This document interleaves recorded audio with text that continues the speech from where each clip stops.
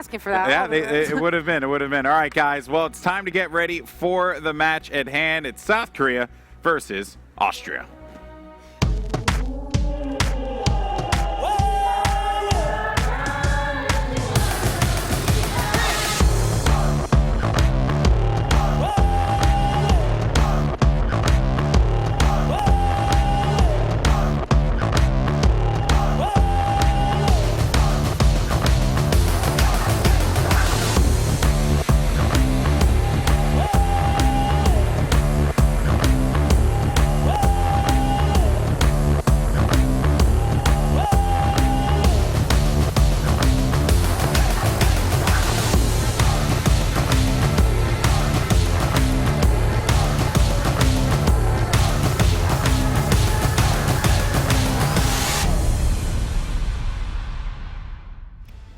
All right, well, the players should be coming out here. I was like in my video like this on the screen. It was a good video.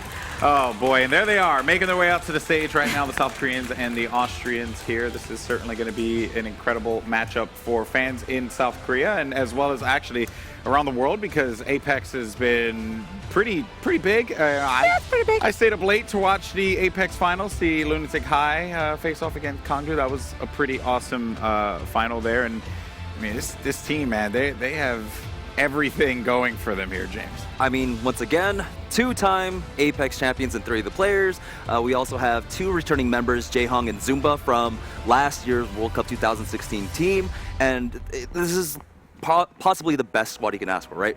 We already know Ryu Jaehong is a household name at this point. With his Ana play, we were able to see him last year under so much pressure, still able to land clutch sleep darts and everything, but we've also seen him evolve a little bit more. We're seeing so much versatility come out from this entire team, and Jaehong is kind of like the crux of that position. We saw Lunatic High actually bust out a lot of these solo support compositions, and Jaehong is the man that can do it. He can go on to 76 and all these other picks.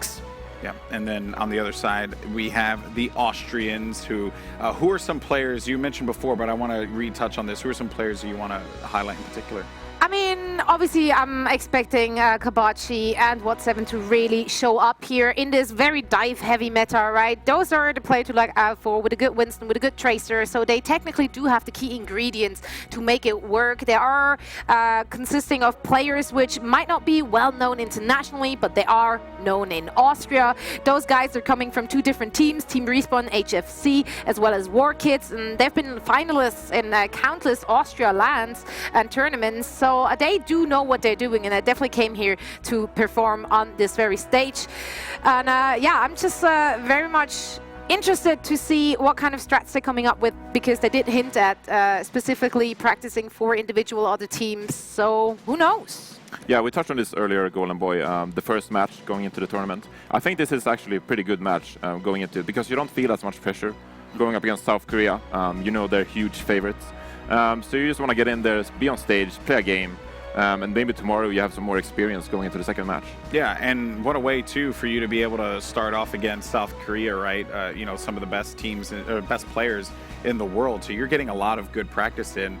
In fact, some of the European teams that are out here have taken opportunities to scrim against the South Koreans, because how many opportunities are you going to have? Exactly. In that instance, you want to be able to learn from some of the best in the world. And then for the Austrians, right? I think they know the task at hand is going to be very, very difficult, met with a lot of hiccups along the way, but this is their opportunity to be able to iron out their issues, and who knows, maybe even get upset wins over Netherlands and you know. I definitely think they are a team who can surprise. They do, as we mentioned before, like they do have the ingredients, maybe not against Korea, but it might be possible against the other teams, and we already established that every map matters in this groups. Every point matters. We saw it. Yeah. Well, we saw it happen though. Right, in Australia. Reinforced? Yeah. Every point matters, right? Yeah. You know, I mean, that's very important. No, for sure, every map matters. And I mean, if they can take a map versus South Korea, that's huge, because this group, whoever manages to get a few maps of just Netherlands, of Poland, I mean, you can get that second spot. So it's very open. Netherlands have to be flawless to get that second spot, but I think Austria and Poland, they can cause a mess in this group. Yeah, it could get very dirty, very messy. very fast. Then we would need a bath. South Korea is going to help us out. Yes, they're going to cleanse us all. Oh, man. James, we've praised South Korea quite a bit here, and for due reason, because they are considered to be some of the best players in the world. But, you know, one thing that I've enjoyed hearing about this squad is that, yes, there are, like, you could say, oh, why don't they just take all Lunatic High and just bring them and then just roll all the way through to BlizzCon? But instead, they went with the team that had the best synergy, which I thought was very interesting, considering that we have a mismatch here. It was a very calculated approach coming out from the South Korean committee members. You had Yongbotang, Marine, and I believe Runner were the 3 committee members. And the thing is, Runner has been within the scene for a really long time. He has a lot of information. We've seen how active he has been with Runaway over in South Korea in trying to analyze that team, analyze other teams, and try to find the right picks for them. So they took a really active approach in trying to pick out this team. And bringing in Sebilby and Flower, while, you know, they are coming in from LW Blue, there is some manner of synergy coming in with the rest of the squad. Like, a lot of these players did play in some mixed match teams earlier on before they did find this foundation of their main squads. Mm-hmm. Yeah, and if you compare South Korea to a team like Rogue, you're like, or a team like France, sorry, I mean, they're the same thing. But France, for example, they're really good at dive and really good at executing dive. What's so scary about this South Korean squad is they're not just good at dive, they're good at everything. So, I mean, right here at BlizzCon, they're just going to be good in every meta. I mean, so they're very scary. They have insane hero pools. It's a diversity that not a lot of teams can really match, which is very scary, you know, when you think about it, because who knows what the favorites would be going into Anaheim, and that's what, in November. So, like, that's a lot of time between now and then. We're already starting to see that with the new update.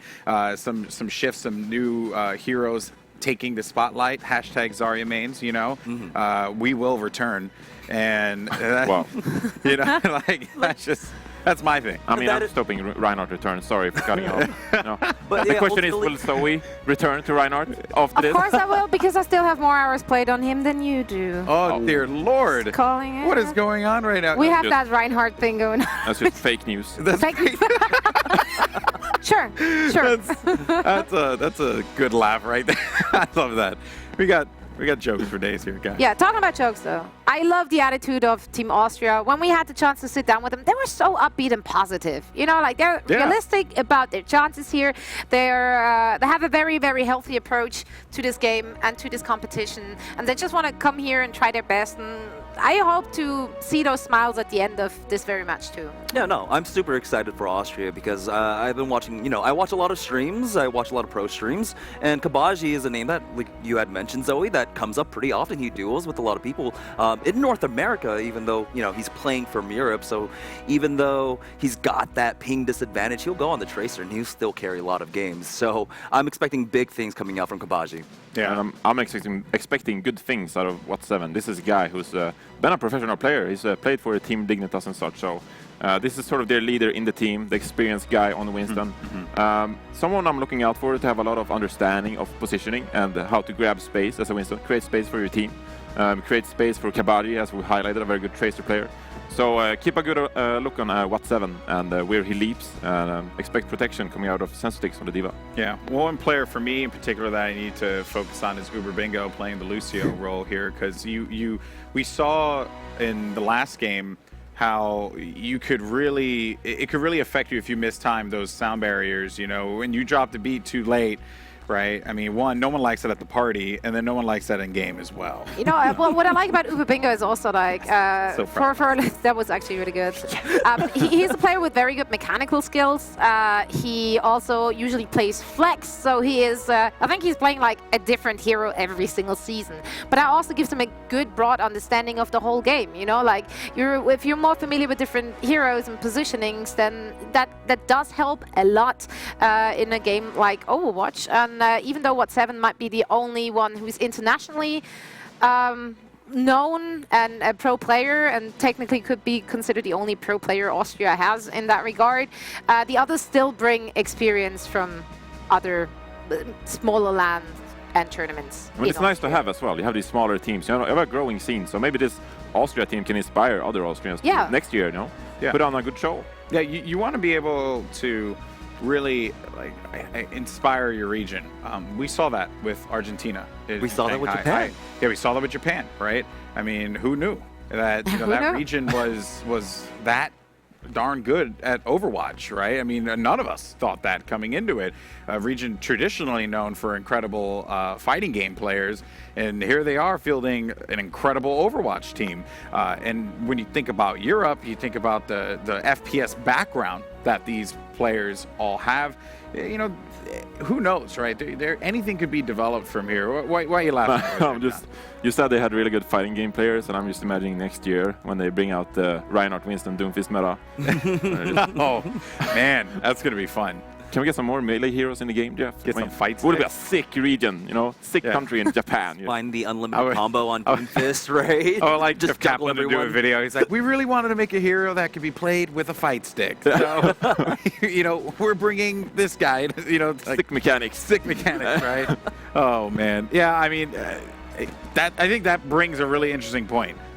We're going to see such a different approach to the game going into BlizzCon this year. So a lot of these players and a lot of these teams really had to think about that in the long haul, right? Yeah. I mean, some could say Sweden made a mistake taking a Reinhardt main, but I'm kidding. You played phenomenal. But right, like, did you ever think about that as well? Like, getting ready for it, you're like, oh man, what could the meta be in like 2 months, 3 months? Yeah, for sure. I mean, that's always a topic of discussion. You want everyone to be diverse in their hero pool for sure. But we also looked at the current meta and we picked up Swoosh. I'm just talking, you know, from the experience of being in Sweden now, because Swoosh was this really good Genji that we really needed in the team. But I think overall, I mean, all teams, you want to focus, you have your goals, right? Some teams have goals of getting out of groups, I mean, just fighting for a playoff spot. Some teams just have the pressure on their shoulders to automatically just qualify for BlizzCon. So it's about different goals and what your mentality is. As a team that's, for example, really fighting really hard and have to step up for this group stage, they might not consider the next meta so much. They might focus on the dive meta we have here. Yeah. No, it makes perfect sense. You know, you're thinking about what your goal is as a squad, and again, I hate to harp on it, but we brought up like Argentina before, and they were thinking about how that would work out as well. And James, I kind of want to get your thoughts here real fast, because we're talking about a super diverse team here in South Korea that could do anything. Do you think we're going to see some surprises in this matchup? I mean, we already know what like the standard meta is, right? You've got the Diva and you've got the Winston coming out, but with Zumba and Mono being the core tank duo there, Zumba can flex off onto a really strong Zarya. I mean, he was, I think, the rank 1 Zarya in the world. Season 1, I believe he had a SR high of 92. That's before the SR changes came around. And then, of course, Mono. His Winston's great, but his Reinhardt's stronger, and that's why they brought him in. Yeah, it's going to be very interesting to see how this one plays out. It's going to be South Korea versus Austria. We know you guys are itching to get into the action, so we're going to send it over to your casters. It's going to be the one and only Uber and Mr. X. Look at them on the screen, so pretty. Thank you very much. The voice of God there from Golden Boy. Now, they don't really have Uber X in Poland, but myself and Matt are going to take you guys on a ride through some fantastic Overwatch. Yeah, it's going to be awesome to see. South Korea, obviously, the dominant force last year at the World Cup. Austria, though, they believe. What do they believe? They're going to hang in this match. They're going to hang. That could be taken really badly. Yeah, I told them yesterday, I was like, no, I kind of want you guys to win. They were like, do you think we're going to win? I told them, yes. But I don't know how confident I am. Their official warm-up song is Boom Boom Boom by the Venga Boys, so I'm behind that personally. I'm quite into that one. But South Korea as well, I mean, it wouldn't be the Overwatch World Cup without, in my opinion, the greatest region in the world representing right now. And this team is frightening. We'll get a chance to talk about it a bit more. The desk has already covered it though, Matt. It's going to be King's Row to kick us off. Well, you talk about how dominant the team is. I mean, the MVP of the Overwatch World Cup, Miro, I mean, he's not even on this. Right, so what world should we live in? How strong of a lineup they are. Exactly. What world do we live in when the MVP doesn't get the call up the next year? I don't know. Anyway, we're straight into it, though. And look at this composition. This is that... Oh, I don't even know what it is. They've even got a Hanzo here for Flower to try and break the point. Matt, this is insane. Yeah, so something, we talked about a little bit, earlier pre-game, me and you, and, Johnny mentioned on the desk is, maybe you will see a little bit more of the Reinhardt out of South Korea, and that's really why you go with Mono as the tank. A nice pick there by Flower. But earlier in the fights, Kabaji taking out Sebiolpi on the McCree. This is Season 2, Season 3 kind of stuff. Yeah. Use this Hanzo to get a lot of damage down, to really wear away the shields of the enemy, and to get those picks. It's very much just a pick comp with a huge front line. Even Sebiolpi there on the McCree. And the Koreans are giving us something a little bit special to start this off. And it's so interesting, right? You're so used to playing against the dive. You're focused about all strategizing against the dive. they bring out something like this, and teams just don't know how to react, right? They start spreading out a little bit more. It's a lot easier to take this first point. And we may never know, Matt, whether this is just them playing something cheesy or something they've been thinking about. But if you watch their preparation games, especially against Katowice, this is a team composition that they tried to nail down. I don't know about the Hanzo. I didn't see that one in the lead-up, but still. Well, that's why you put this team together, the roster of these 6 players, because they can play literally anything. So you can come out in any matchup and catch anyone off guard. And I think, you're going to get close to that Hanzo ultimate soon. Zumba working towards that Graviton. They have a lot of ultimates to work with right now as well. You have the Earth Shatter. See if that can come into play. And here comes the Graviton Surge. It's going to be 3 kills. Make it 4, 5, almost all 6. Yep, Icky, he'll stand there. He'll drop. That'll be a team wipe in favor of South Korea. It's quite dangerous for Austria to really play in that manner. They're playing, of course, now with a Reinhardt and a Zaya themselves, so almost out of respect, they're very much emulating this particular team composition. And with this comp, you have to play fairly close up and try and use chokes. Think back to the old Mei and Reaper meta when you had those big shields and were able to get close to the enemy without taking damage. Unfortunately, what happens when a grab breaks you apart like that, there's no coming back. Austria, though, again, getting close to a grab. Icky's also got the tactical visor ready to roll. Well, you do have the Flower Dragon Strike here. He'll come in. Gonna get some damage, not gonna take anybody out though. As you see, he's gonna get a scatter shot ready, gets a lot of damage on the players of Austria. Now you're gonna see South Korea start to push in. Everybody is just falling for Austria. Things could not be any worse. This is unbelievable as well. Icky had a tactical visor, was shot down by Rujehong in that fight. On the Ana, sitting in the backline, so much damage down to Icky. I was wondering how long it would take for this to come out. He's dead, he's a self-professed Widow main. What Sevens was like, yeah, we hope we're not going to have him play it too much. But it looks like Austria now scraping the barrel to try and find something to answer this from South Korea. Well, the way he kind of described it is I'll go Widow, and sometimes I hit shots and I stay on it. Sometimes I don't hit shots and I have to switch. Sounds a lot like my Widow play at home. Sometimes I'm just snapping, I'm taking people out. Sometimes I just can't hit anything. And you do see it's Toby with the sound barrier ready. There comes the Graviton in from Austria, and they're going to try and push, take some players out. There's slightly later sound barrier coming out from Austria here, but they've already lost Exotic. So Bingo goes off the edge. That was never part of the plan. I'm not even sure how that happened. You saw him on the main screen. Sabio, he gets chunked fairly low. He's being forced back, I believe, by Icky and that SMG, but he gets a bit of space, and Flower comes straight into the fight. Scatterer claims What 7. There's so much damage available here for South Korea with this dynamic duo of DPSs, and there's a lot of ults. There's a grab coming up for South Korea as well. And you see they're just able to back away from that fight with Austria, stay alive, and then they just come fire right on through. Sabio B does have the Deadeye ready. See when he's going to use it. Want7 trying to get back further up on the map, give his team some space with that Rhine shield to lead the charge. There's been no answer to this Hanzo so far. How easy is it? The Widowmaker, they're sitting on the low ground, actually switch towards the Tracer, should I say, for Icky. Now Flower is at his volition just to get tons of free damage to the top side. Biting Grenade frantically thrown at the rest of Austria to keep them alive through the grab, but it wasn't enough healing. What 7's purple, the Earth Shadow is just the icing on the cake now. Icky walks headfirst into an arrow from Flower. This is filthy. And every team in the back is watching this, and they are now scared. This South Korean team, they didn't drop a map last year. They came in with the expectations to do that again. That is a statement there in map number 1 on the first half. We jumped into this very, very quickly as well. Obviously, we cut to the game while they were already out of the gate, so there wasn't a lot of time to maybe discuss the team comps that we saw here. But the idea of bringing the Reinhardt and Zaya in now, obviously Zaya is getting to a point now where she's becoming back into the meta a little bit more. It's hard to escape. Yeah. She can't escape. You can't escape from her Graviton Surge. That's the idea. Even if you have mobility heroes like the Tracers, like the Genjis and stuff like that. But more importantly as well, being able to offer that shield to protect something like a McCree a little bit easier in the backline. Someone who needs a lot of babysitting in general. And Reinhardt feels fairly good going up against Diva and Winston, because he could sort of walk into them and get a lot of free damage. And we didn't see that there. Austria mirrored the team composition of South Korea eventually, but you can see the thought process behind it. We're taking a trip back to almost the triple tank meta, yes, minus Roadhog. Yeah, and I mean, you look, Ryan also pretty decent against Genji. No, Genji gets a little close. Ryan can definitely punish him with the hammer, but... And he's been buffed as well, of course. 10% extra damage, and now the timings on his hammer swings are... I think it was 10% faster hammer swing, if I'm not mistaken. So that's pretty handy. Yeah, so I mean, you see the South Korean comp there at the beginning. You don't know, I mean, we would talk about what they would do on defense. I don't think you have any clue. I mean, they could bring out whatever. We've talked to Flower a little bit. Maybe we're expecting the Junkrat. Maybe you see the Junkrat on this one. He was talking it up when we were doing the interviews. Yeah, I mean, and if you really want to come back and try and develop an intellectual basis for that particular choice, You're probably going to struggle a little bit there. Obviously, Junkrat doesn't excel against Farah. He struggles a little bit against high mobility targets. But if the enemy team wants to try and play Reinhardt like Austria have been, then Junkrat can cause them a lot of problems. Rujay Hong there he's finding his own sense of transcendence in the corner there. Yeah, he's just standing on top of a garbage can. I'm trying to make it sound nice. Icky maybe with the Widowmaker as well could cause some problems of Flower on the Junkrat, but excited to see Junkrat come into play. Yep, there it is on defense. I mean, and he works so well around choke points, which is what South Korea want to try and make the most use of on this map, especially this first point, and just outside of the first point at that little archway. Icky's going to try and fly through, and Flower needs to respect this to a degree, but Rujay Hong doesn't. Sleep Dark connects. The fact that he's able to do that cross map on a Widow, there's no fear from Jae Hong. As you see Flower, he's going to be able to take out Icky there with a mine from Junkrat. And you see, just trapping them inside of this staircase, the Junkrat can cause so much damage. It's exactly like you said, Mitch, trying to force Austria into some close chokes and then spam those Junkrat nades through and cause a ton of chaos. Austria have willingly shipped themselves off to the abattoir there as well because they were trying to fight South Korea in those very close quarters. You saw the Flower had 2, maybe even 3 kills with that remote mine, throwing it out at his own volition here, setting up, of course, to capture anyone. A sleep dart or a trap like that one can give Flower an easy kill because he just throws a remote mine at the direction of the incapacitated target and will do tons of damage. Well, look where Wat7's going on that Reinhardt, right? He's going towards that right-hand side of the statue, and that's where his team's following to, and that's probably the worst spot to be.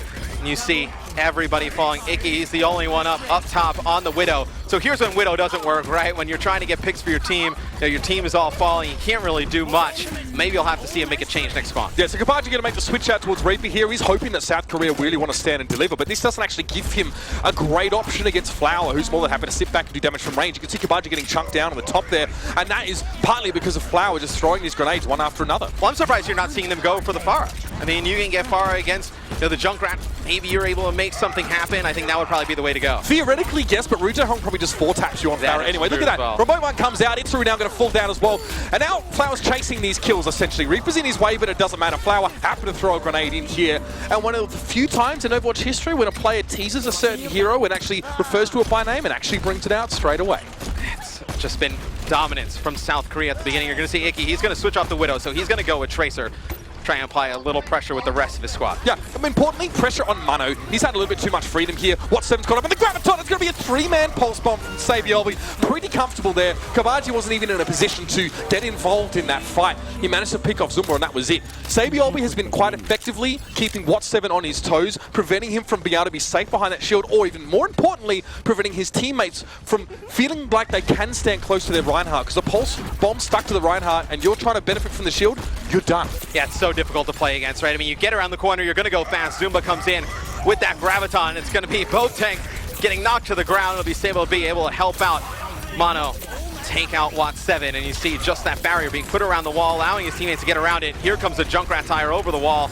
See if that ult gets anything. It looks like Sabi will be killing everybody since Sadek's able to take the tire out. So not going to pick up anything with the Junkrat ultimate, but just look how far up South Korea is pushed up. They are not letting Austria get any position. And Austria are no army of the dead, but this is probably the best door holding I've ever seen from teams at this particular level here. Hodor was pretty good at holding the doors. He wasn't bad. I think that Mano might be able to fill in for him next season, maybe get sick of that, wants another job. But Zumba's going to back away. He's about half on the grab, and now Austria having to place himself on the point to try and fight this one out. Zumba's going to get the nano boost there. He communicated that it was fully charged, so the damage was going to be a factor.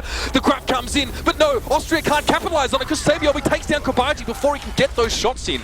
Well, South Korea is winning those other team fights over by the choke, and they're not having to use any support ults, right? So the first time that you see Austria put pressure on, they dump a lot of ults into that fight. They're not able to make anything happen because you see the sound barrier come out. If you ever see a Tracer get a pulse bomb kill on a Reaper, you must raise your eyebrows. Either Sabiolbi was very good at identifying the timing that Wraithwalk was down, or Kabaji didn't realize or wasn't able to respond quickly enough there to put himself in that invulnerable state. And this is going to be trouble for Austria because you do have the Graviton Surge ready for South Korea, and you have the Junkrat Tire as well. It's going to be a Death Blossom comes in from Kabaji and actually takes out Rujay Hong in Flower's ultimate ability as well. But Zumba and the rest of South Korea, they clean up Austria, and that should be map number 1. All done and dusted there. Pretty strong showing from South Korea. That might be a bit of an understatement there, but it is what it is, ladies and gentlemen. The South Koreans do come out with that different kind of composition. Now, it seems as if the Austrian squad was prepared or willing at least to respond in time with some of these picks here, but you can just see how the inclusion of the Tracer on the side of South Korea meant that Wat7 never really had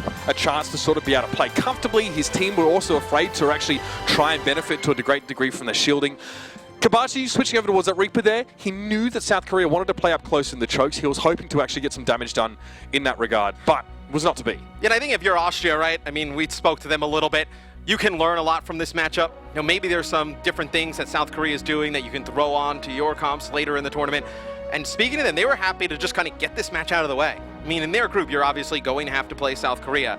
You get it out of the way in your first match, you go get some good practice against them, then you're better equipped to maybe go up against the Netherlands or Poland. Well, first of all, it's a baptism of fire, which is a good start for Austria, there's no doubt about it.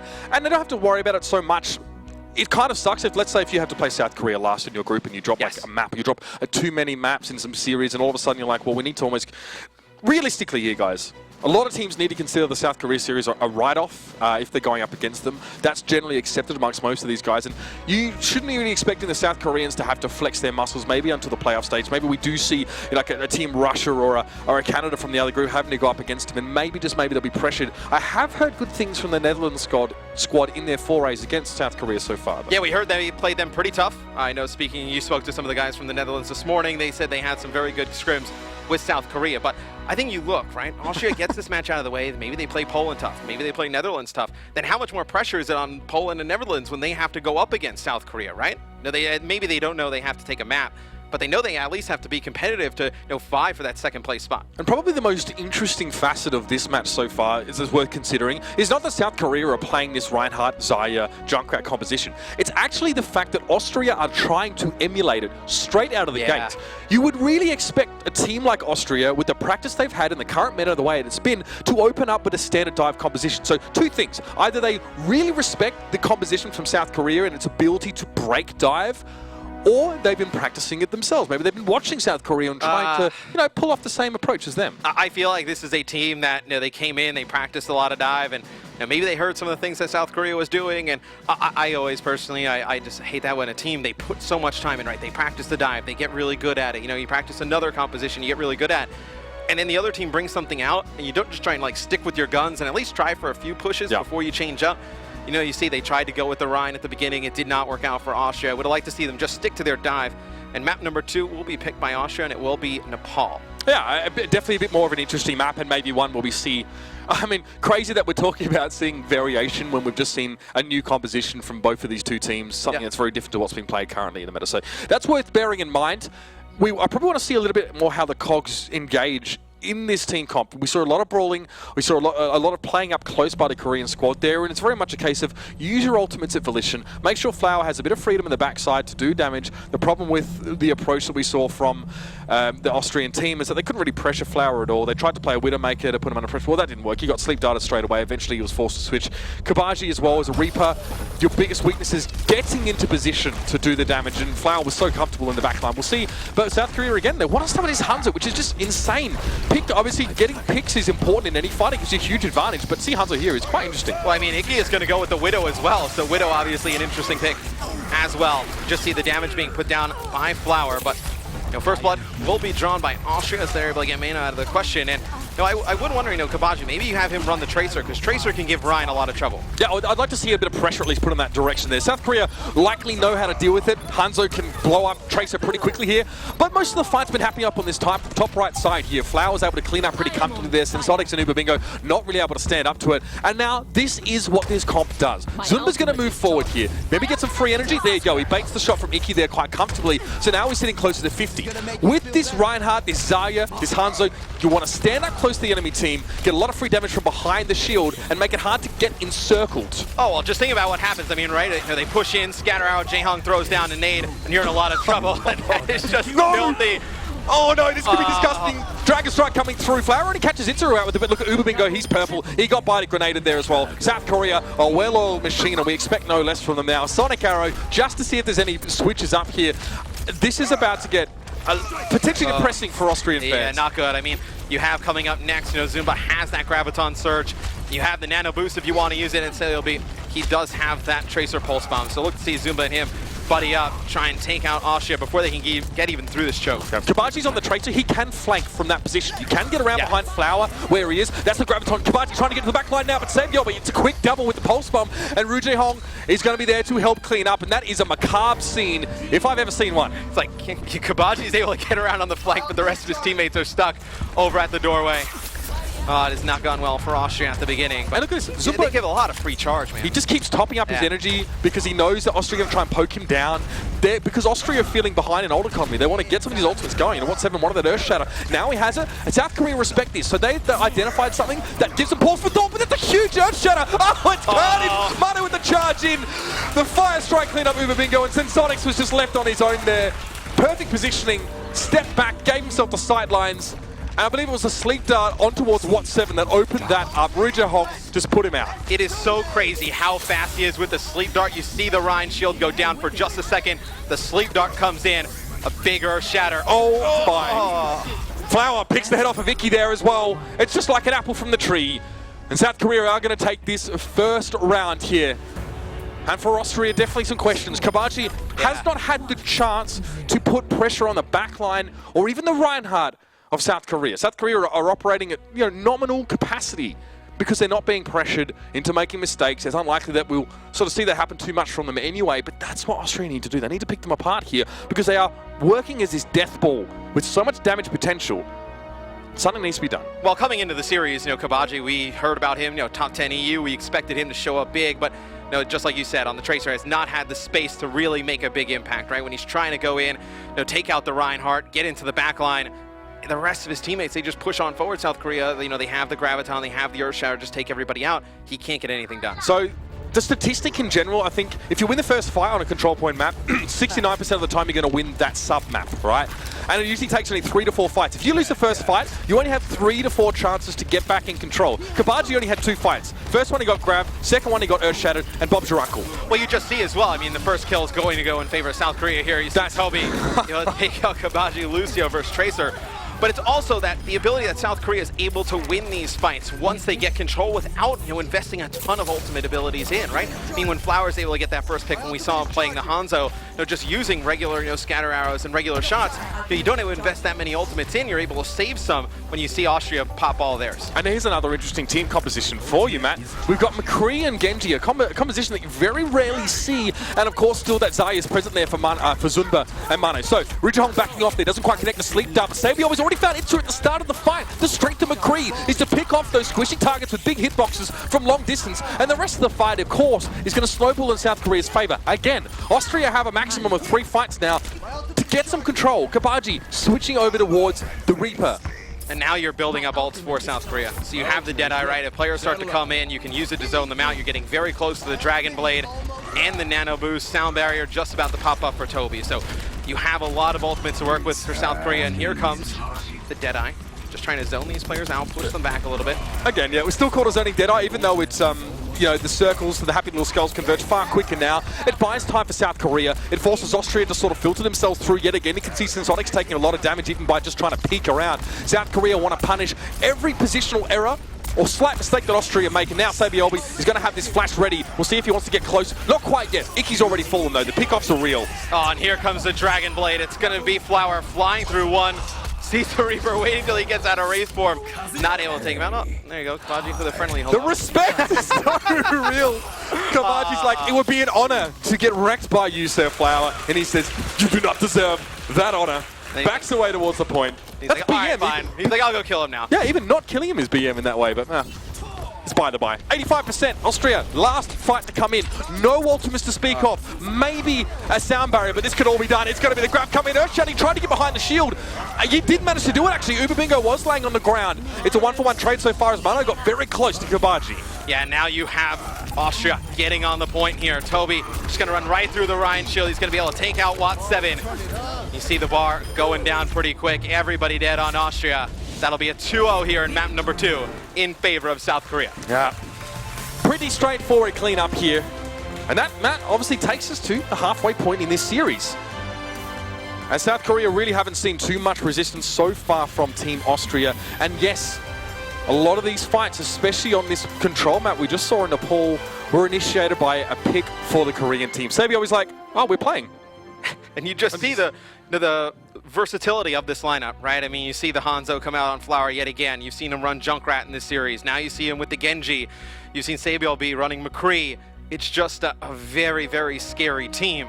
Potentially even stronger than last year. And look, again, realistically, it's very hard to make an academic assessment of the potential all the pluses and negatives of this team comp out from South Korea, because they are mixing it up to a great degree. I do want to hear a little bit from Reinforce in a moment to see he might be able to explain some of the intricacies of it, but again, we don't actually get to see those strengths and weaknesses revealed in any particular way because they're not being pressured. They're not being pressured to make mistakes. So Kabaji and Iki are making a lot of switches here. We've seen Widow, we've seen 76, we've seen Tracer, we've seen Reaper. No success thus far, and Matt, we're going to have to see if there's a recovery after the break. But for now, we're going to take a short break, and then we'll be getting back to the desk to break down the half-time situation here between South Korea and Austria.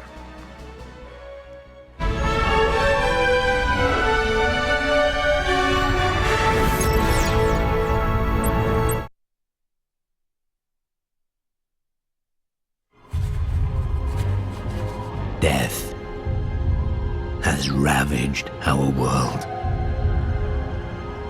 and the balance that sustained us has been lost. We feared this day would come when the lands are ruined and the champions of the light can no longer save those in need. But I will. For I wield the power they cannot. And a new army of the dead shall rise at my command.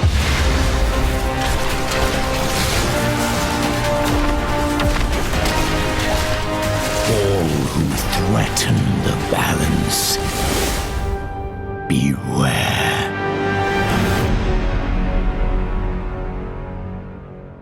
The Overwatch World Cup 2017 is brought to you by Omen by HP, T-Mobile, and Blizzard Entertainment.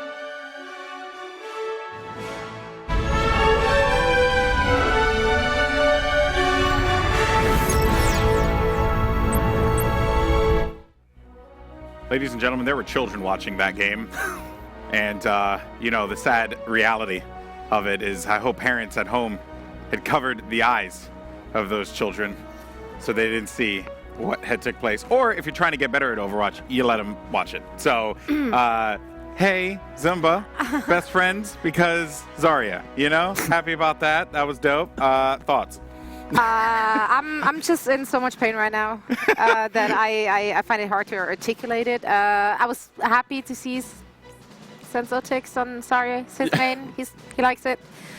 Iki got to play Widow. He loves Widow. So I guess that's two positives. Like, Kabaji. Kabaji actually didn't yeah, play. but the issue is like, okay, so Kabaji gets some kills.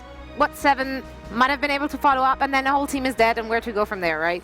So they just never really. Kabachi never has been given this space by his team to actually really do the work he would have liked to do. It's very unlucky, the whole game. All of this was very unlucky. Again, it's about just getting it out of the way first, right? Yeah. This is the biggest hurdle in the group, getting... They laughed afterwards. Yeah, they were really high spirits afterwards. Yeah, and I think they liked it. That's the approach you have to take, really. You can't beat yourself up when you do have the heavy favorites as your first opponents here. But, I mean, we saw some great play coming out from Korea, and we saw the versatility that we were talking about. And this is, you know, when you build a computer, you talk about maybe trying to, like, future-proof it. And this is what South Korea has done with their roster, future-proofing. They can bring out any kind of composition that they want, and they showed it with particularly Flower, just flexing on 3 separate heroes over the course of 2 maps. Yeah. Do you think they're practicing for BlizzCon? Yeah, this is practice game. I don't know. I don't even know. Like, I mean, you got to deal with them, dude. If they get there. So, error 404, analysis not found. I don't know. I don't know what to say, man. No, I think that I don't know about Austria bringing the Ryan Zarya up versus them. They're just playing South Korea's game. Flower just playing Hanzo. I don't think he died once. I'm not sure. Let's just say he didn't die once.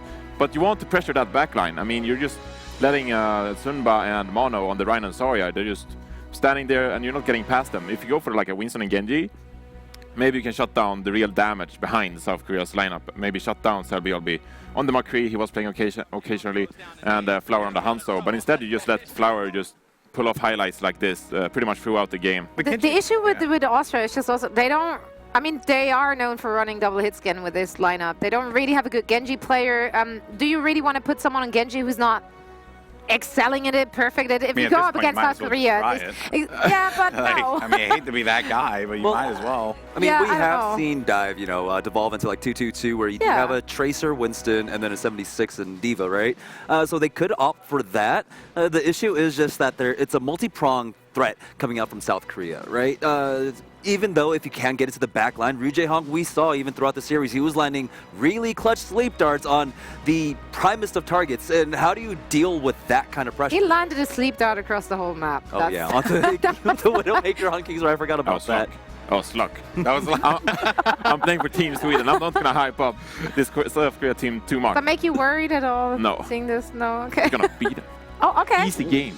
He said it right easy. there. The camera should be on me. He's making no statement. Gauntlet thrown down. Bring at it. Bring at it. Okay. I'm going to so pay for this. Like, this was a bad idea. I don't know. We're gonna bring that up and play it on We're gonna repeat. bring it up over and just I don't to know make where it came sure. from. Just a Freudian slip. I don't know. Here's the truth of the matter. I mean, look, that was brutal. That was very, very tough to watch. You know, if you are a fan of Austria, but I think everyone kind of knew going into this that South Korea were going to be very strong. They were going to be a very dominant team, and without a doubt, I think this is just further refines and proves that point. But now, guys, we are ready to get back into the action. It's going to be the pick of Austria here against South Korea. We'll see if they can make anything happen, or with South Korea, just keep letting the good times roll on. Uber X, over to you. Thank you very much, Golden Boy. And Johnny, I don't know what a Frodan slip is, mate, but I don't think you got the right color jacket for that one, bro. I just imagine Tavik at home just shaking his head like, wow. Why have I dragged this guy kicking and screaming through Overwatch? Because Tavik is like, it's actually my problem now. Johnny's just going to stand there and be the meat shield. Exactly, and everyone's going to be on Tavik's Reddit. It's like, Tavik, you know, He all couldn't this get press it done. talk, he thought he could beat the Korean squad. Well, that's by the by, man. But let's have a look at the standings right now. Obviously, these, well, you know, if you want, Nah, maybe we'll just turn it off. That's fine. Okay. Let's have a look at the map, though. That's even more I'd exciting. rather look at the map. It's got personally. prettier pictures, in my opinion. It still has the flags there, South Korea and Austria, but Volskaya Industry is going to be the next map. So Austria, having lost the first two, they will be probably choosing the rest of the maps in this series. If I'm honest with you, Volskaya to our third. Volskaya with this really close choke. I don't know why they didn't go for like Horizon Lunar Colony. It's a little bit more open, right? They would have given themselves a little bit more space maybe to operate on the offensive end, Well, what maybe is make this? something happen. I see Symmetra out. Yeah, I see Symmetra. I hope that's not a thing. That's a meme from last year, actually. Yeah. I think it was Tyrong. I want to say it was Tyrong that played Symmetra. No, okay, so Ryu Jae-hong is going to play the Ana, which is pretty frightening. Austria, on the defense, they're going to be having a Sombra here as well. We don't know too much about how they work with a Sombra. Itzaru is going to have a go at that one, but they're playing with a single support as a result. So yesterday when we did the interviews, they said they were not comfortable playing the Sombra. So I think one way to get comfortable is you try it out here against South Korea, right? You practice it a little bit more here in an actual game. See if you can make it work for you. That's not a thing at all, mate. I'm sorry. That is man. not a thing. Austria playing a dive composition, though, so they switched away from the Reinhardt Zarya. South Korea still have Zunba on that Zarya here, and they are just going to force their way through on towards Austria. They circle around, take the high ground, and Austria, again, just acquiesces and comes forward towards South Korea. Fights in this small space without an Ana, by the way. And Ryu Jae-hong just gets a huge body grenade, and the cleanup is real. Yeah, it's a tough one. First point will go to South Korea very fast. You see some switches being made here from Austria. You'll have Icky go over to the Reaper. See if that works a little bit better as we go to the second point.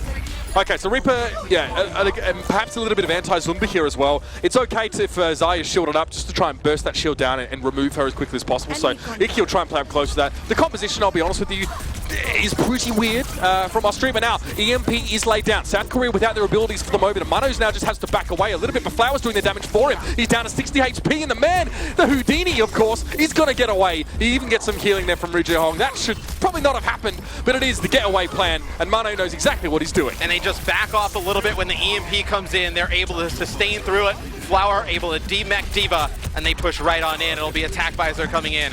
There goes Sombra. South Korea on the point, getting very close to taking point B. It'll be a contest from Kabaji. The sound barrier comes in for South Korea.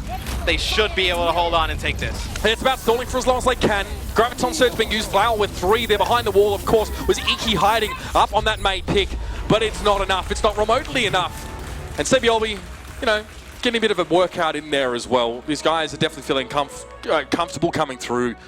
And that was a strong performance there. We saw a lot of switches from this roster here from Austria.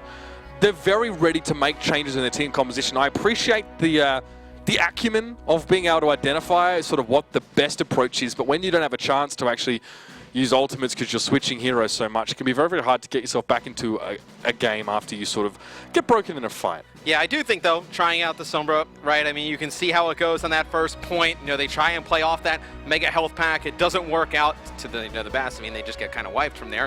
But maybe now they go in, they go back and work on it, right? Like, what could we have done out of that position to give ourselves a better chance? Then you come back in your next matches and you can actually play Sombra a little bit better. Yeah, you make a decent point. I think even spotting out the Sombra here for South Korea, they probably would have guessed that, right, they're going to try and play in the garage around that mega health pack here. We're going to take the fight to them. We're going to force them to engage. Otherwise, they have to give up that hacked mega and all that potential ult percentage for the Sombra here. So, well, yeah, you know, this is not a drill. It's a hammer. And a Flower, of course, going to be representing here on the Torbjorn. Everyone loves a little Torb in their life. Yeah, I mean, look, there's a lot to be said for this guy. I'm not going to use an academic justification for this pick here. I don't think that's going to make much sense. I'm getting motion sick as well. Thank you, Flower. He'll set up. He'll put a turret outside the point, try and get some early ult percentage accrued by that. Then he'll build a new one closer back towards the point. Austria with the classic quick play. Widowmaker and Hanzo comp. Be interesting to see if they open with that one. I'd say not. Yeah, maybe Kabaji goes over to the Tracer. I mean, he's been able to get into position, just not finish off kills. That's really what it's been about. I mean, he's been able to get in that position when his teammates go to try and follow him up. They can't get through the chokes. I'm told also that Sensotix is a big Zarya aficionado here, so it's not necessarily that Austria were purposely copying South Korea so far with that Zarya pick, but more because Sensotix is very comfortable on it. He didn't get much done. Okay, he didn't get anything done with D.Va in that previous half, so now for Austria, it's go with what you're comfortable with. And it looks like it might be the double sniper rollout here from Iki and Kabaji. I see this more often than I'd like to in quick play. Let's see if it works out here for Austria now. It's all about getting those picks. You see South Korea just baiting them onto the point. They have that Torbjorn turret over by that mega health pack inside the staircase. So you can see the position Flower's playing from. They're going to bait them onto the point, and that Torb turret's going to do a ton of damage. Now, Flower just sitting out towards the side now. Bubble is placed up in the middle of the map. And Zumba and Mano are taking a lot of damage here. These snipers are finding their marks, but eventually once South Korea decides to get aggressive on those snipers, that's what happens. Toby chased down Iki, and they was able to pick him up. You can see inside the room, Mano just getting healed up and now ready to jump back into the fray. Well, just look how worried Austria is about coming around that corner. You know, you have Sebiolbi playing up top on the Tracer, just doing a little bit of poke damage.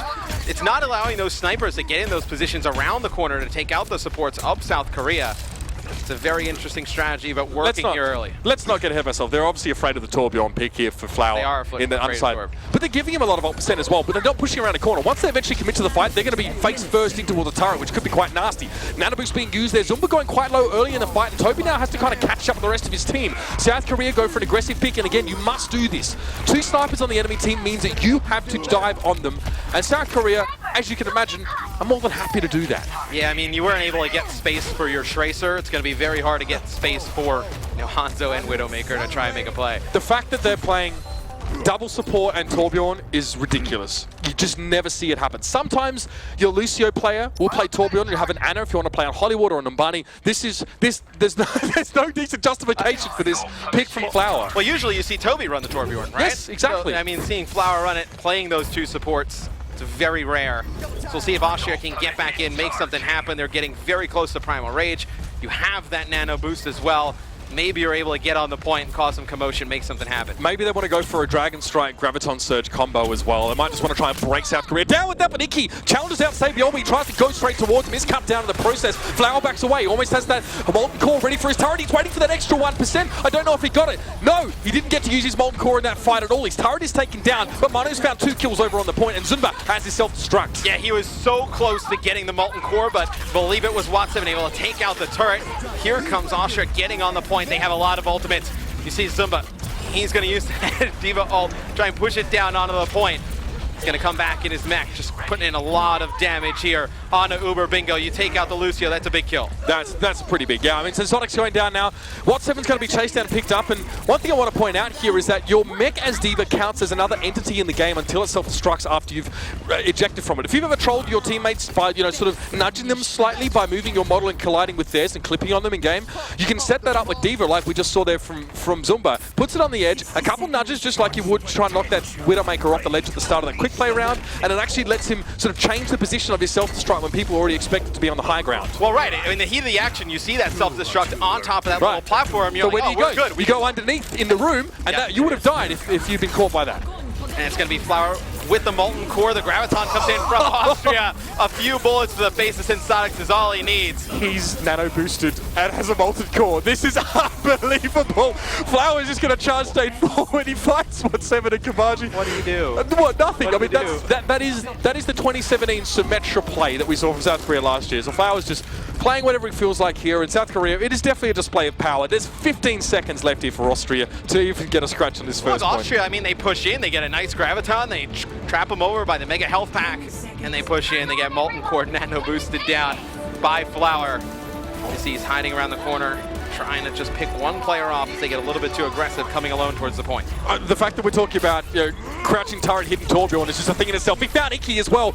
Bomb was dropped there. I think it was shielded out, so Ubingo's able to stay alive, but it doesn't matter. Austria weren't even on the point.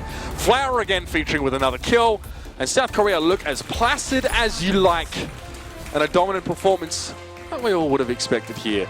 Notice also that Jaehong plays on a raised surface is what he's sort of used to using. Yeah. So there's actually a platform on his desk where he puts his mouse. He uses his wrist bent at a 120-degree angle when he sort of plays. And if you know, he has quite a low sensitivity. So it's a very unique setup for him, and at least they've been able to sort of, I guess, try and emulate or simulate that setup here in Katowice, and there was Ubingo eyeing down the camera. He knew that things were going to go this way. There's a certain sense of inexorability for a team like Austria going up against South Korea. Yeah, I mean, Austria, Ubingo specifically, when they were kind of coming through the back.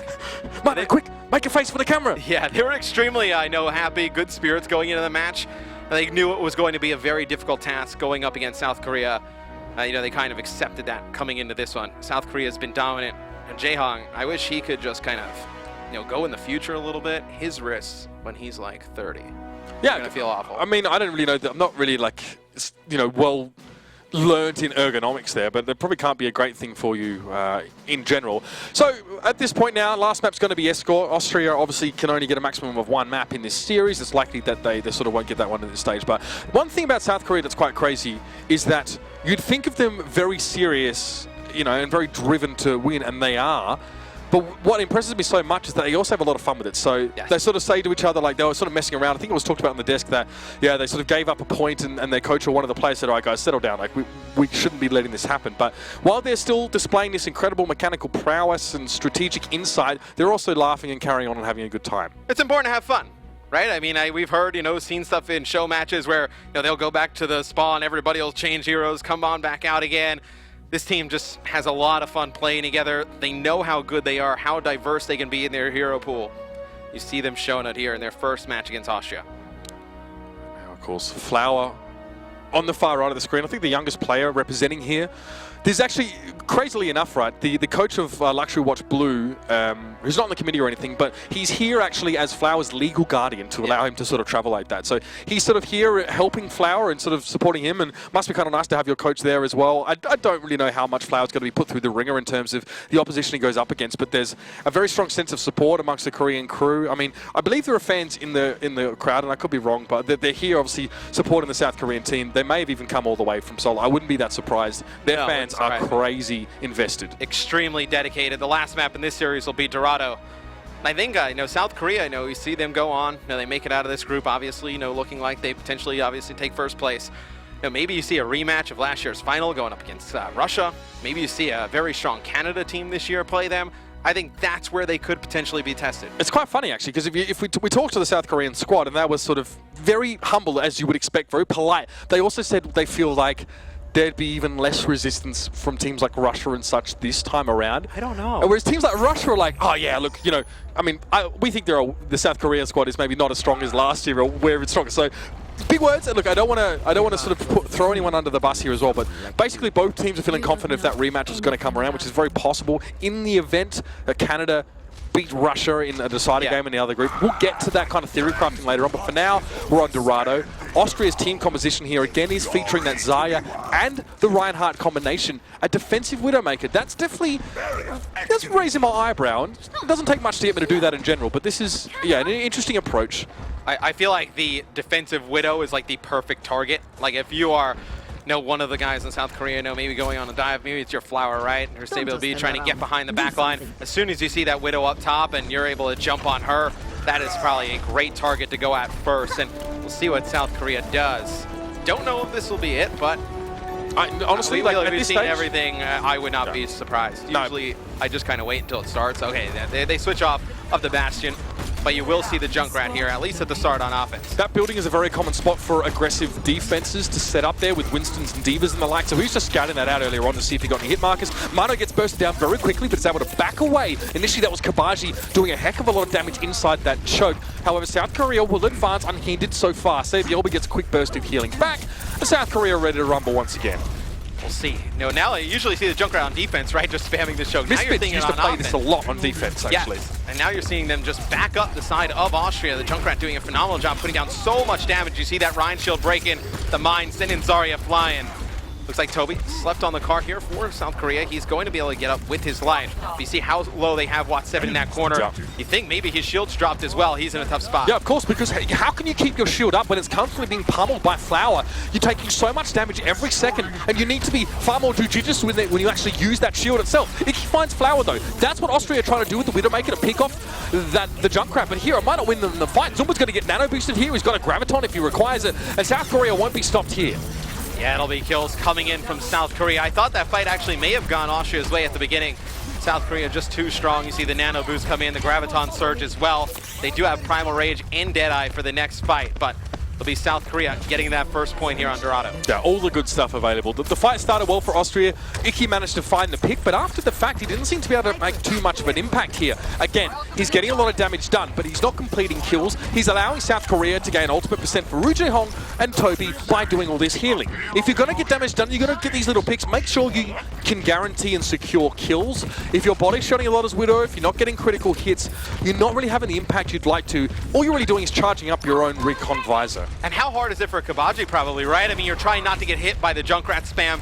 Then you know Sabielby is back there as McCree. You're not trying to run into his flashbang, so really taking a lot of the lanes he can go in away from him. Now Flower now just a lone man on the payload, but look at this. No, everyone's filtered into this small little gap, and Flower's going to drop a remote mine down. Point blank, he's more than happy to let the grenades go, because guess what? He's not affected by them anymore. He jumps over the Earth Shatter. I'm not sure what happened there. He seems to avoid most of the damage, and Flower continues his reign of terror. There's a heck of a lot of damage through there, and off-camera Sabielby's getting the picks on Sensonics and Itero. This will be South Korea continuing on unhindered through this second phase. We're now hitting one of the most treacherous parts of the map for attacking teams. You can be held here, but I'd be very surprised if that were the case for the South Koreans. Yeah, and Kabaji uses his pulse bomb during that fight, doesn't get anything for it. He has to back all the way out. See Icky go off of the Widowmaker, gonna go with the 76. So trying to put a little bit more consistent damage down on the South Korean team, but they have had no answer for the Junkrat play of Flower. So you see South Korea just pushing on forward. Here comes the Deadeye. It's just popped for a little bit. Now he's going to have to back out. It was Kabaji putting a lot of pressure on his Sabielby, but you see everything in the feed going in favor of South Korea. Wat7 swinging his hammer. He's getting pushed back. No chance of him getting towards the payload. Uber Bingo, yep, you're going to fall as well. It's just so dominant, Mitch. Right, it is. It's getting ridiculous by this point. So Sabielby as well on that McCree. You notice he keeps himself quite safe in this position. Cancel the Deadeye. That's because Icky jumped off the high ground on Soldier 76. Was so intent on trying to shut him down. We're sort of discussing over a lot of this gameplay, ladies and gentlemen, because it's essentially Austria being staggered out, and sort of we're waiting for them to try and regroup at this stage. Kabaji needs to be very careful. It's very tough to get in on Sabielby, and it's easier than you'd think to get caught out by a Junkrat as a tracer. If you get trapped, you can't recall out of that one. If you fall into just one grenade, you're almost dead. It's very, very dangerous, and you need to pick your routes of approach very carefully. Kabaji has a pulse bomb here. He needs to nail this one. Needs to make something happen with it, and he's going to take out Mana. So big kill there from Kabaji, taking out the Winston of South Korea. It's going to be the Graviton Surge coming in, though. There's a lot of players stuck inside. It's going to be Sabielby taking out 2 with the Deadeye. It's going to be a nano-boosted Zumba as well, putting down a ton of damage. He finds that support here. It's going to be Itzaru going down. And they know exactly where the Tracer's going. A big Earth Shadow coming out from Wat7. There'll be a barrier, though, keeping the teammates alive as the payload keeps on moving forward for South Korea. Yeah, and that was Flower there letting off a point-blank riptire, I think, over towards What7. But South Korea being forced to retreat for possibly the first time in this match. Austria managed to establish themselves here. Ultimate-wise for South Korea, there's not a whole lot. Actually, sorry, no, the riptire is still available for Flower there. That icon was him getting a kill after he'd fallen. It was his sort of martyrdom, as you call it in other games. So he has a riptire ready to use. I'm kind of curious to see how he wants to make this one work for him. There's a lot of damage potential given how closely Austria have to be sort of packed on this part of the map, on the high ground especially. Maybe Austria can make something happen in this fight, right? They have the Graviton Surge, they have the Tac Visor, you're going to get another Pulse Bomb as well. So you have a lot of good ultimates. Sound Barrier coming up here too. So you have a lot of ultimates to use here. If you're Austria, maybe you can get another hold. Again, that Pulse Bomb for Kabaji's back again. Last time he managed to find mana with it, now he could get even more. Graviton is being used by Sensonics here. It doesn't look like he's caught a whole lot in there. In fact, South Korea willingly dive into that one. The Sound Barrier was there for Toby. That's going to keep them alive a little bit longer, but they committed themselves to being all strung together and done up with a bow, and Austria had enough damage ultimates to capitalize off that one. There will be another hold here in South Korea. Again, want to charge some ultimates. Flower has now made a respectful switch to the Soldier 76. Yeah, and Icky uses his Tac Visor there. He's only able to get one kill with it, but it just pushes him so far back. That's where you really miss the D.Va to have that defense matrix push on through. And see Zumba, he's actually going to pop his Graviton. It'll be 3 players stuck inside it. They all fall.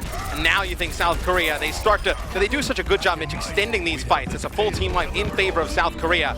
Now they're going to push on forward towards the Austria spawn. So right there, you thought Austria was going to be able to get another team fight win. They just kept backing up, backing up, backing up. Such a good job stalling that fight out. There's one chance here for Austria to get to the payload. Kabaji has to try and throw himself at it there, and it just wasn't going to be enough. South Korea do finish them out with a decent amount of time left. And if you notice that last fight, you could see that it was actually forced. South Korea said, okay, well, at least someone, I believe the shot caller, maybe even Ru Jae Hong at that point, you saw him deliver the nano boost to Zumba while Zumba was actually backpedaling out of the door towards the outside of the map. So it's quite clear to see that South Korea had identified, okay, Austria have now extended a little bit too far. They give the nano boost towards Zumba. He's about half charged, so he's still doing a lot of damage. And then Ru Jae Hong catches What7 in the lower corridor with a sleek dart. Instant pick off, and then they followed up there with a string of kills that were staggered out to such a degree that even once Austria had respawned, there was only enough time for Kabaji to briefly dip his toe on towards the point. The rest of the team just couldn't get there. And that's a perfect example of what a lot of the other teams told us, coming in, going against South Korea, about how good they were of taking advantage of your mistakes. They see them push up a little bit too far, and they keep everybody alive, back out just a second. Sleep Dart comes in. As soon as it comes in, you see the Graviton come in from Zumba, and it's all the kills in favor of South Korea. Austria's never even to get back towards the payload. And also we did see Flower being forced to make the switch there with Junkrat, and much the same way as it is for Xayah sometimes. If you want to operate on multiple levels, or if you're on a low ground and you want to interact with players on the high ground, it can be somewhat hard to do without exposing yourself to them, by sort of walking up to them. So switch to 76, it's a bit more respectful, but you can see the impact of this Junkrat. If you don't have the ability to pressure him out, to dictate his positioning, to jump on him, to give him a Discord orb, or any of the above, then the damage potential he has is the highest in the game. Yes, I mean, he just causes a ton of chaos. I mean, just the spam of grenades into chokes just keeps pushing you back, pushing you back, pushing you back. Especially then you're going to play Rhine, so now your shield is down. You don't have that protection for the teammates. And then you're in a lot of trouble. He feels the role of what we used to see Roadhog in these triple tank comps. It was all about breaking the Reinhardt shield first, and Roadhog was very good at doing that from long range and even getting up close to the left click. Now Junkrat is fulfilling that sort of role here, and Austria coming out with potentially something a little bit different here. They've got a Mercy Bastion approach with a Reinhardt on the payload. It is cheesy, but we love a bit of that here in Katowice. See if the Bastion Reinhardt strat, at this point, you pull out just about anything, and see South Korea, they see the Bastion, they're going to back up a little bit. See if the nades from Flower can get anything done.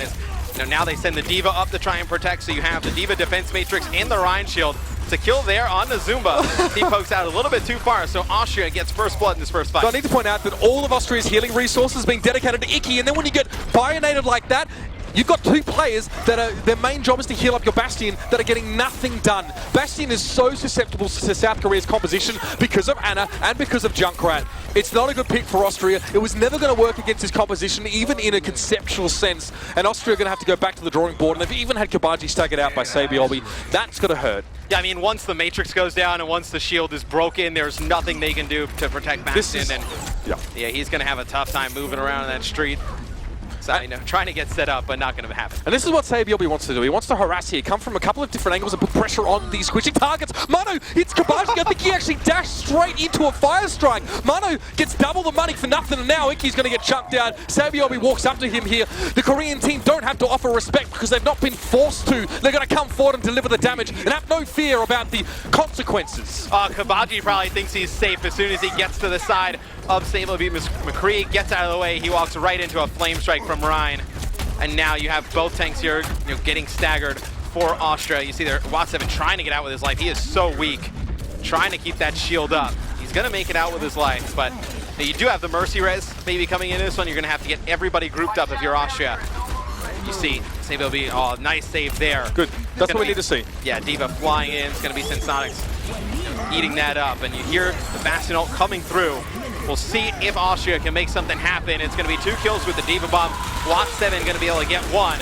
But here comes another Earth Shatter out. It's going to be Wat7 knocking down 1. South Korea fighting back. Yeah, you know what? The biggest part of that fight for Austria wasn't even the Bastion that got nano boosted. It was a D.Va bomb that was placed really nicely by Sensonics. His last couple minutes has been fantastic. But Sabiobi there, no fear. Happy to challenge down Itzaru even after he got by and grenaded. Now he'll chase for more. Look at that dink on Kabaji. Forces an instant recall, and that's a timing that South Korea will be keeping in the back of their heads. It's very important to know when the enemy tracer doesn't have a recall available, when you can just throw burst damage in. To force that out before the fight starts is very, very, very fortuitous. And Austria uses a lot of ultimates in that fight, Mitch. Now they're only down to the Mercy Res. It's a nice flame strike there on a Wat7, so you get the Rhine out of the way. I think maybe you switch off the Rhine. When you have that Junkrat just putting down so much damage, there comes in the Mercy Res. You got to try something a little different. Ooh, that Graviton not really connecting with where someone would have liked it. I think he tried to do it from up on the high ground there, but it didn't catch the people that just got rezzed up by Uber Bingo. Still, I mean, it's by the by at this stage. This is aggressive positioning for a McCree, by the way. If you're watching at home and wondering if this is the done thing, it's really not. Sabiobi generally, a McCree needs a little bit of babysitting, but he knows he's confident. He can come forward. He's going to hit the headshots. He's going to get those flashbangs. He's got a little bit of an escape inside that dodge roll, and you can see Kabaji getting taken down by Zunba. Matt, this is a bloodbath. We expected no less. I said a macabre scene earlier on here. I wouldn't even want this hung on a wall in a dungeon. It's so hard to watch. Yeah, I mean, Iggy gets a pick there on Widow now. Going back to the trusted Widowmaker pick as he's able to take out Sabiobi, and it's going to be an Earth Shatter. And you just turn your head as soon as you saw that happen. It's not going to go well for Austria here as the player is just trying to walk into the choke, getting caught up inside of it. And you can see Flower there as well, dealing with the flankers in the backline. Not normally the job of the Junkrat, but this time he's taken it upon his shoulders with aplomb.